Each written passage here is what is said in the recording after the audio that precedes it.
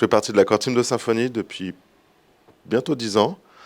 Et aujourd'hui, je vais vous parler d'asynchrone avec Messenger et Mercure.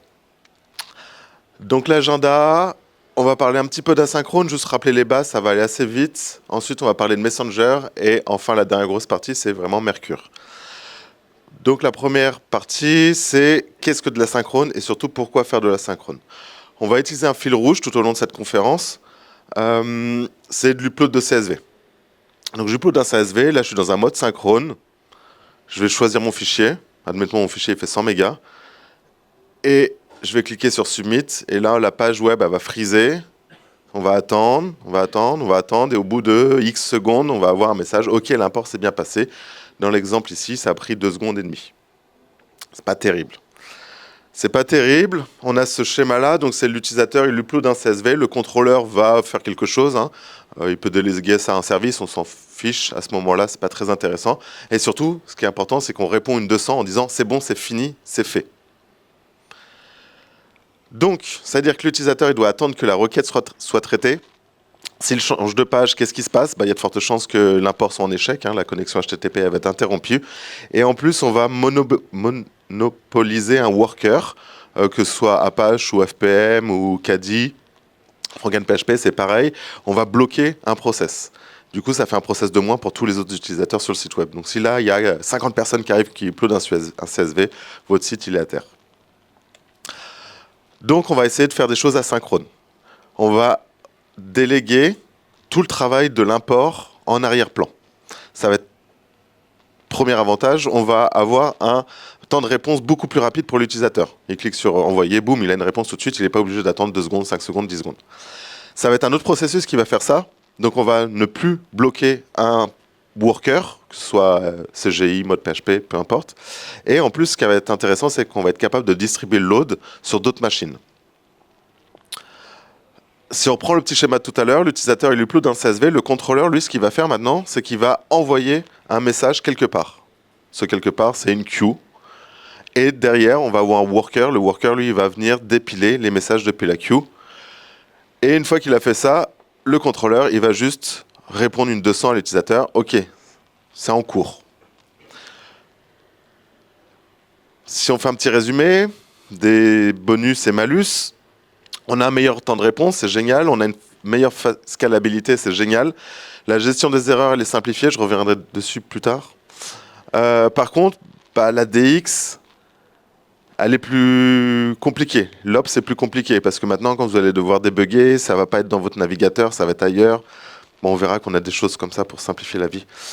Mais il va falloir installer plus de choses sur les serveurs. Les actions, elles sont plus temps réel. Ça veut dire que l'UX, elle est dégradée. Ici, on dit à l'utilisateur, OK, ton CSV il va être importé, mais on ne sait pas quand, on ne sait pas si c'est bon, si ça s'est bien fini, s'il y a une erreur, etc. OK. Comment on fait ça concrètement dans Symfony ? J'ai un contrôleur très classique. Vous avez déjà tous écrit ce genre de code, j'imagine. J'ai un CSV importer. C'est un service. J'ai touché un truc. C'est bon. J'ai un CSV importer, c'est un service. Lui, il reçoit tout le contenu de mon fichier. Je lui donne tout ça, tout sur mon CSV, il fait le boulot. Bon, ça, c'est synchrone. Comment je fais pour faire de la synchrone ? Je vais utiliser Symfony Messenger. C'est un composant qui a une dizaine d'années maintenant. Messenger, c'est un composant où on va dispatcher un message dans un bus. Les mots importants, ils sont en gras. On dispatche un message dans un bus. Le bus, il va aller router ce message dans un transport. En gros, il va aller le router vers un handler. Le handler, c'est la personne qui va vraiment traiter le message. On peut voir Messenger comme un man in the middle. Il va venir s'interposer entre votre service et vous. Comment ça fonctionne ? J'ai une petite commande, le Maker Bundle. Je ne sais pas si vous utilisez. Si vous n'utilisez pas, essayez de l'utiliser. Il y a vraiment... ça évite d'écrire plein de codes un peu répétitifs. Il fait tout le bootstrap pour nous. Donc, bin console, make message. Ici, je l'appelle CSV uploaded. Et ici, c'est le message, ce qu'il va contenir, c'est ce qui va passer dans mon bus. Ici, j'ai juste le contenu de mon CSV. Et à droite, j'ai mon handler. Mon handler, on voit qu'il reçoit mon message. Et dedans, je vais vraiment faire le job. Vraiment faire le job, ça veut dire quoi ? Ça veut dire que je vais réutiliser tout simplement mon CSV importer que j'avais déjà fait. Voilà, juste avec ces deux choses-là, plus une toute petite modif dans mon contrôleur, je viens de passer du code qui était synchrone en du code qui était asynchrone. C'est vraiment trivial. Quelles conséquences ça a d'utiliser un bus? On va être capable, par exemple, de loguer tous les messages qui passent dans le bus. On va être capable de valider les messages, de wrapper chaque message handler dans une transaction SQL. Comme ça, tout passe ou rien ne passe. On va être capable de stocker le message aussi quelque part. Et ensuite, d'utiliser une commande pour le traiter plus tard. C'est-à-dire que je vais être capable de le stocker, je sais pas, dans une base de données, dans une queue. Et donc, de vraiment avoir quelque chose d'asynchrone. Ce quelque part, ça s'appelle les transports. Quand vous installez Messenger, dans votre .env, vous avez ce bloc de configuration qui arrive, et on voit qu'on doit donner un DSN, donc une adresse, pour le transport. Je peux faire du AMQP de // ça c'est tout ce qui est RabbitMQ par exemple. Je peux faire du Redis de // bon sans grande surprise c'est Redis. Ou je peux faire du Doctrine de // ça va être votre connexion à la base de données, celle que vous utilisez classiquement. Tant que vous n'avez pas une grosse volumétrie et que vous ne voulez pas vous embêter à installer d'autres serveurs, que ce soit du RabbitMQ ou du Redis, la base de données, franchement, ça fonctionne très bien. Quand je dis une grosse volumétrie, si vous êtes à 20 messages secondes, ça passe. Si vous êtes à 2000 messages secondes, ça fait un peu de pression sur la DB. Faudra peut-être utiliser AMQP ou Redis. Mais pour des petites volumétries, ça fonctionne très très bien. Comment ça fonctionne? Dans la configuration, dans les transports, je vais nommer un transport, je vais l'appeler async. Je peux l'appeler comme je veux et je lui donne l'adresse du transport. Juste pour info, il existe 2 faux transports. Enfin, moi, j'appelle ça des faux transports. On a un transport qui s'appelle sync de // Lui, en fait, il va bypasser le transport. Il va directement appeler le handler. Donc ça va être super pratique en dev ou en test. Parce que au lieu, comme je vous disais dans le debug, que ça parte dans une queue et du coup, vous devez lancer une commande et débugger dans la queue, enfin dans votre terminal, c'est pas super pratique. En général, on aime bien cliquer, faire des dumps, etc. Et du coup, si on se met en mode sync, le message il sera traité de manière synchrone et du coup le debug sera beaucoup plus simple. On a aussi un autre transport qui s'appelle in-memory. Lui en fait il fait rien du tout, il fait juste stocker le message, mais il ne le délivre pas au handler. Son intérêt c'est dans les tests. On va être capable de faire un test et notre test on sait qu'il est censé envoyer un message quelque part. Et du coup on va être capable de faire des assertions sur ce transport-là. On va dire ok, donne-moi tous les messages que tu as reçus, et derrière, on peut aller regarder le contenu du message, etc. Un petit mot sur le routing, c'est un mapping où à gauche, je vais avoir la classe du message qui est envoyé, et à droite, son transport. Donc, je vais pouvoir dire, ça part en synchrone, ça, c'est en asynchrone, ça, c'est dans tel truc, etc., etc. Je peux avoir autant de transports que je veux, autant de messages que je veux. Bon, maintenant, mes messages, ils sont dans une queue. Comment je fais? Donc, tu rappelles, ça veut dire que mes messages ils sont ici et je vais avoir un worker qui va devoir dépiler, recevoir ces messages-là. Ici, j'utilise un transport Doctrine, donc c'est dans ma base de données, ça c'est un screenshot de Postgre. Et je vais avoir une petite commande, bin console messenger de .consume. Je donne le nom derrière du transport. Si je le donne pas, il me pose des questions, quel transport je veux lancer. Et une fois que je fais ça, il dépile, il prend tous les messages les uns après les autres et puis il exécute le handler associé. En production, il va falloir avoir un peu de tooling pour lancer ces commandes-là, parce que vous n'allez pas vous connecter en SSH sur votre prod et lancer la commande à la main. Donc, moi, je vous recommande, si vous êtes sur du bare metal ou sur des VM dans le cloud, d'utiliser le superviseur de votre OS, donc très, très, très, très probablement systemd. Si jamais vous n'avez pas systemd ou que vous n'aimez pas, vous pouvez utiliser par exemple supervisor-d. Et sinon, ça peut être, si vous êtes sur du PaaS, je sais pas, Clever Cloud, Epson, Heroku, ça va être votre PaaS qui va gérer ça automatiquement. Vous donnez la commande à lancer, et puis c'est le PaaS qui le gère pour vous. Bien entendu, entre chaque déploiement, il va falloir penser à redémarrer les workers, parce que le code a changé, et PHP ne sait pas faire ça. Antoine en parlait un peu ce matin avec Caddy et FrankenPHP. Et il ne faut pas hésiter à lancer autant de workers que nécessaire. C'est-à-dire que quand vous voyez que vos messages ne se dépilent pas assez vite, vous rachetez une nouvelle machine, vous redéployez votre application dessus et vous redéployez des nouveaux workers. Si vous êtes déjà à 100% du CPU, ça ne sert à rien de rajouter des nouveaux workers. Ça ira pas plus vite, ça ira moins vite. Parce que la machine, elle passe déjà son temps à essayer de faire des context switch, dire ah tiens, maintenant c'est à toi de travailler, maintenant c'est à toi, maintenant c'est à toi. Si vous rajoutez encore une autre personne, il va passer encore plus de temps à dire ah maintenant c'est à toi. Donc si votre machine est déjà à 100% de CPU, ça sert strictement à rien de rajouter un nouveau worker. Il faut rajouter une nouvelle machine. Pour finir avec Messenger, quelques petites questions à se poser. C'est la gestion des fichiers. Là, je vous ai dit, le CSV, c'est un fichier. Qu'est-ce que j'en fais de ce fichier-là? Est-ce que je l'envoie dans la queue? Disons que si le CSV il fait 1 giga, c'est-à-dire que vous venez d'envoyer 1 giga dans votre queue. Si votre queue elle est stockée dans la base de données, ça veut dire qu'à chaque fois, on va rajouter 1 giga. Si le CSV fait 1 giga. Donc on se doute bien que c'est pas une bonne idée. Du coup, on va plutôt juste donner un pointeur vers le fichier. Donc on peut très bien poser le fichier sur le disque dur en local, sur la machine, et on dit voilà, le chemin du fichier c'est ça, c'est ce qu'on envoie dans la queue. Ça marche si on n'a qu'une seule machine. Dès qu'on va avoir 2 machines, on n'a aucune garantie que la requête HTTP soit arrivée sur la machine 1 et que le handler qui va traiter ce message-là soit aussi sur la machine 1. Donc là, il va falloir utiliser un disque dur partagé sur le réseau, que ça peut être du NFS, du GlusterFS, etc. Ou une solution, c'est d'utiliser carrément un stockage distant. On reçoit le fichier, on l'envoie dans le cloud, si on est sur du Amazon, sur S3 ou équivalent, enfin bref, sur n'importe quel object storage. Des choses qu'on n'aura pas le temps de voir durant ce talk, c'est qu'il existe plein de transports. Donc on a déjà vu Doctrine MQP Redis, mais il y a aussi Amazon SQS, Beanstalk. Il y a des intégrations avec PHPNQ, même si je déconseille puisque ce projet est quasiment mort. Il y a les messages qu'on peut serialiser de différentes manières, ce qu'on envoie dans la queue. Tout à l'heure, vous avez vu, c'était de la serialisation PHP, mais on aurait très bien pu serialiser en JSON ou en XML si on a envie. Il y a des middleware, il y a des events, enfin voilà, c'est très extensible. Bon, voilà pour la première partie. Il reste encore un peu de boulot. C'est que là, on a 0 feedback. J'envoie le fichier dans la queue et ça me dit, ouais, l'import, il va être importé bientôt. Ouais, quand? Je ne sais pas du tout. Est-ce que l'import, il est fini? Est-ce qu'il est en cours? Est-ce que ça s'est bien terminé? Il va falloir donner du feedback à l'utilisateur. Et on est là pour ça. On va essayer de lui donner du feedback en temps réel. Pour ça, je vais introduire Mercure. Petite démo. Donc là, j'ai cliqué sur envoyer un fichier. On voit une petite barre de progression. Je suis un grand designer, plein de couleurs, c'est super joli. En bas, c'est mon terminal. C'est pas la fenêtre web, c'est juste pour vous montrer qu'il se passe des choses dans le terminal.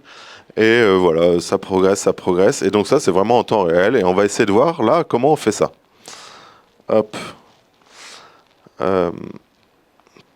Hop, je me remets en full screen. Hop là. Comment on fait pour envoyer de la donnée en temps réel à un client qui est dans un navigateur? Pour les développeurs qui ont commencé il y a super longtemps, à l'époque, on faisait du XHR polling. En gros, c'est de l'Ajax où on va dire toutes les X secondes, « Eh, t'as quelque chose pour moi? Eh, t'as quelque chose pour moi ?» Bon, on se rend vite compte que ça scale très mal parce que si on a 100 utilisateurs connectés, toutes les secondes, on va avoir 100 requêtes pour demander. Et puis la plupart du temps, il ne se passe rien. Non, j'ai rien, il n'y a rien qui a changé. Donc, on gaspille de la ressource. À l'opposé de ça, on a ce qu'on appelle les WebSockets. Les WebSockets, c'est un flux bidirectionnel. C'est-à-dire qu'on va ouvrir une connexion et le serveur va être capable de pusher de la donnée. Et le client est aussi capable de pousser de la donnée vers le serveur. Donc c'est bidirectionnel. Et entre les deux, on a une solution un peu hybride qui s'appelle SSE, Server Sent Event, où on va ouvrir la connexion, et là, par contre, c'est unidirectionnel, c'est-à-dire que c'est uniquement le serveur qui va être capable de pousser de la donnée vers le client. Donc, il y a des... Là, il faut se poser la question, est-ce que je préfère utiliser des WebSockets ou utiliser SSE? Les WebSockets, c'est bien, c'est intéressant, on a une communication full duplex, et on est bas niveau, donc on a un contrôle total. Cependant, il y a des inconvénients. On est bas niveau, donc on a un contrôle total, donc il faut tout réinventer. C'est-à-dire qu'il va falloir réinventer l'authentification, va falloir inventer la reconnexion, va falloir recoder l'historique des messages perdus, ce qu'on va avoir directement, nativement avec SSE. Ça va être dur à sécuriser, et en plus, techniquement, c'est censé être déprécié par HTTP 2 et 3. Tous les serveurs web, en général, supportent HTTP 1, 2, 3, donc c'est bon. Et il y a une nouvelle spec qui est en draft, qui s'appelle Web Transport, j'en parlerai pas là, mais c'est pas encore officialisé. Donc en gros, WebSocket, c'est un peu le cul entre deux chaises, désolé pour l'expression, mais c'est déprécié, il y a quelque chose qui le remplace, mais c'est pas encore là. Donc SSE, ça a l'air vraiment pas mal. Et nous, on va parler de Mercure. Mercure, c'est quoi? C'est, façon de parler, une surcouche à SSE. Donc ça utilise SSE, mais ça va venir rajouter plein de choses autour. Donc ça se base sur une spec de l'IUFT.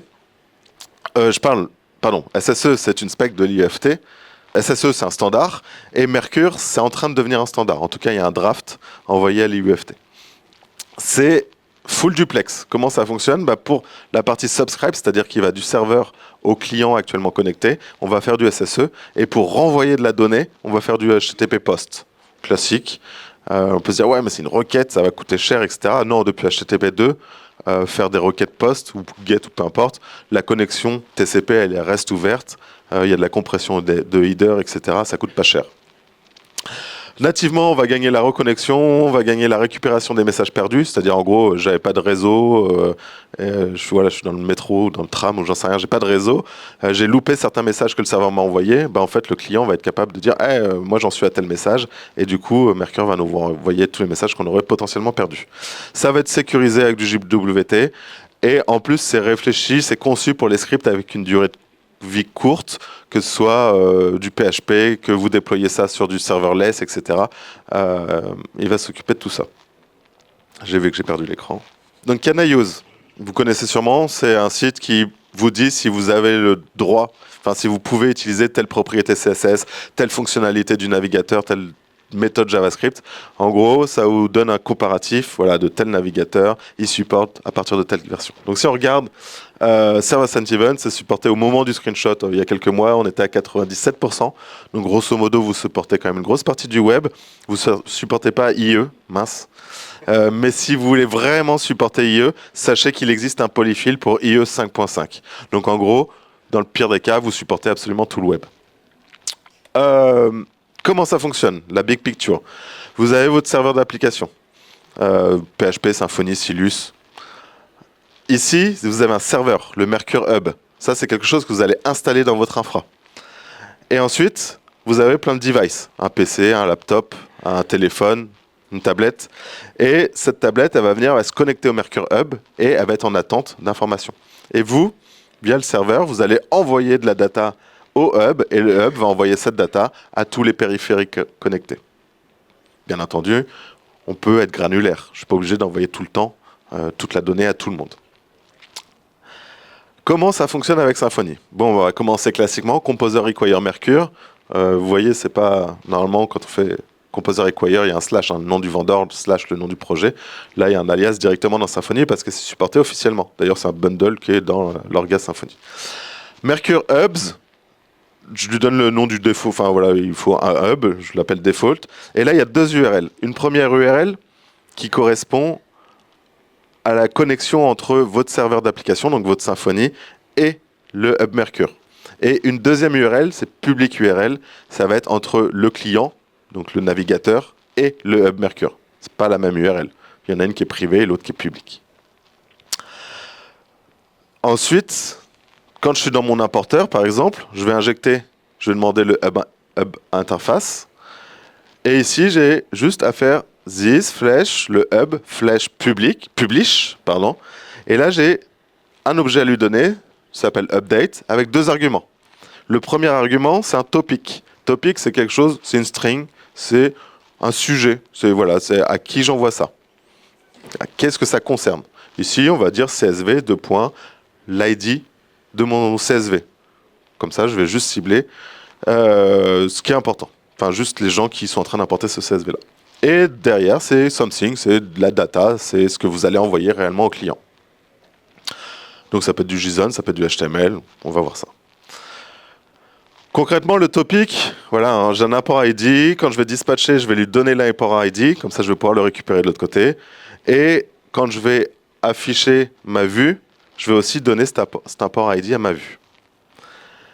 Alors, dans le navigateur, comment ça fonctionne? Je vais faire un new event source. Ça, c'est natif dans le navigateur. Je n'ai pas importé de librairie pour faire ça. D'accord? C'est vraiment natif.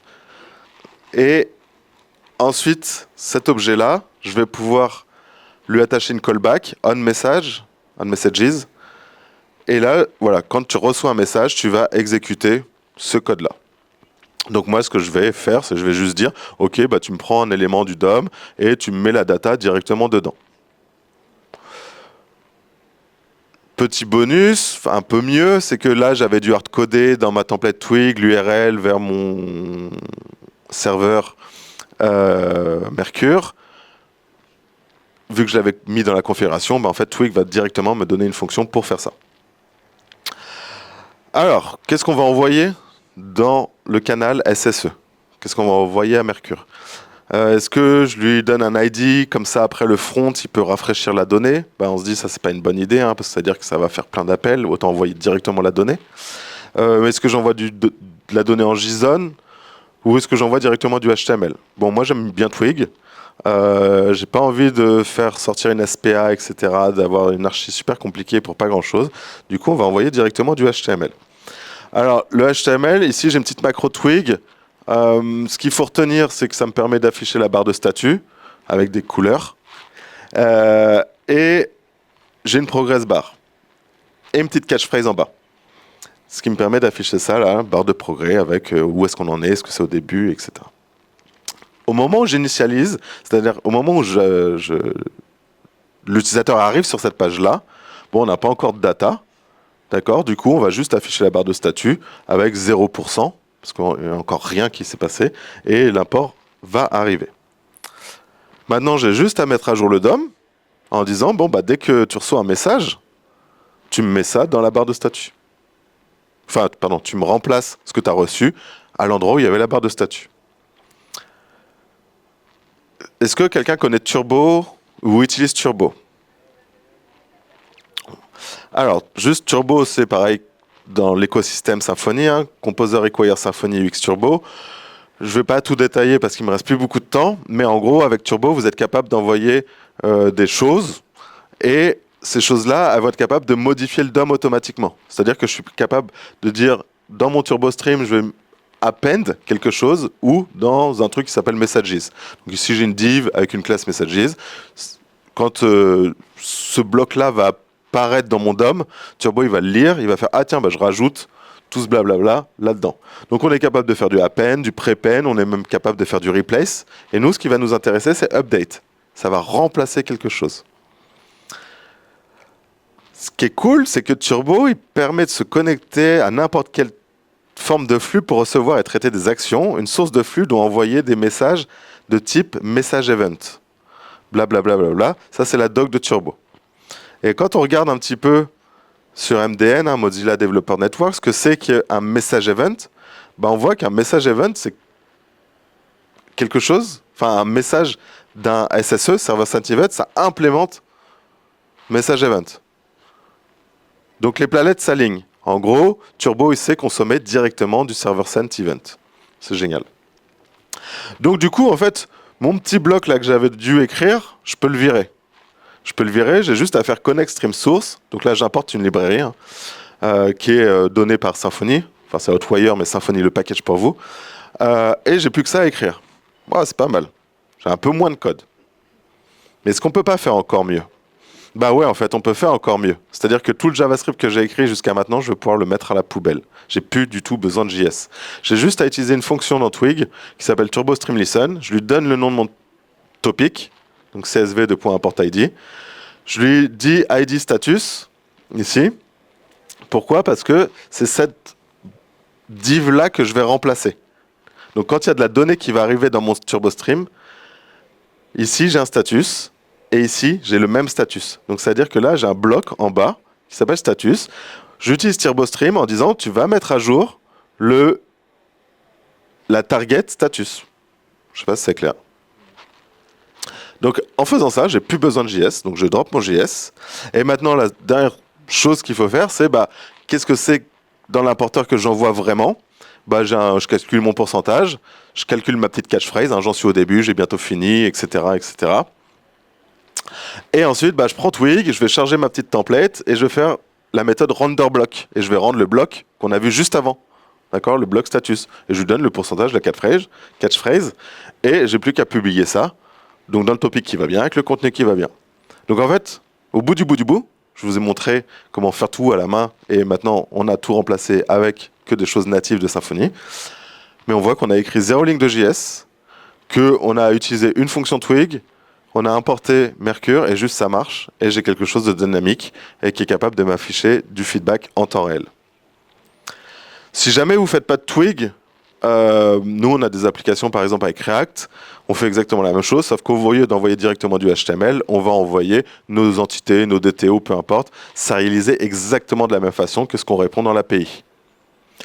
Ce qui fait que on a juste à mettre les stores locaux qu'on utilise. Donc si vous faites du Redux par exemple, vous mettez à jour le store et en fait l'interface elle est hyper réactive, elle se met à jour toute seule. Si vous faites du React Query, ce qu'il faut faire c'est mettre à jour le cache directement. Alors 2-3 petites dernières choses. La sécurité, c'est se sécuriser. On utilise JSON Web Token, enfin les JWT. Un publisher il doit forcément être authentifié. Les subscribers ils peuvent être anonymes ou pas. D'accord. On peut être en mesure de demander juste enfin voilà, je suis authentifié et il n'y a que moi qui peux écouter ce canal, ce topic-là, etc. J'avance un tout petit peu parce qu'il me reste plus de temps. Le hub, il y a un hub qui est open source, il est écrit en Go. Si vous utilisez FrankenPHP, c'est directement inclus dedans.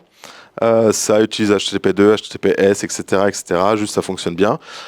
Si jamais vous aimez pas Go, vous aimez pas Kadi, etc., il y a une autre implémentation qui existe qui est écrite en JS. Je vois pas l'intérêt, non, d'utiliser ça, mais ça existe. J'ai oublié de dire une chose, c'est qu'il existe un serveur Kadi managé. C'est-à-dire que si vous n'avez pas, vous, envie de l'utiliser, de le déployer dans votre infrastructure, vous donnez de l'argent à Mercure, et Mercure a un serveur pour vous, vous publiez dessus, et voilà, c'est managé, quoi.